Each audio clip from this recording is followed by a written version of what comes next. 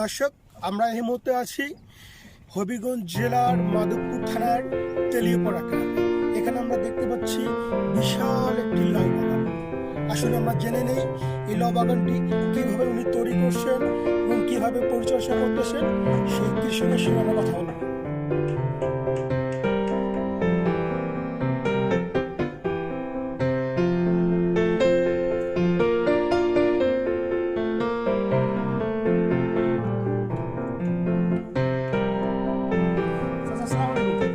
ভালো আছেন?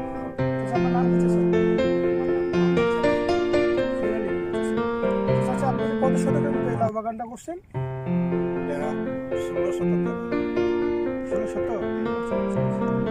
আচ্ছা, আপনি বীজ কিভাবে নিয়ে আসেন? কোথা থেকে নিয়ে আসেন? বীজ ইয়ে থেকে সংগ্রহ করছি। ফার্মেসি থেকে। আচ্ছা আচ্ছা। এটা আপনি কিভাবে পরিকল্পনা করলেন যে আপনি লাউ বাগান করবেন, অন্য কিছু চাষাবাদ তো করতে পারেন? চাষাবাদ করতে আসলাম, আচ্ছা আচ্ছা।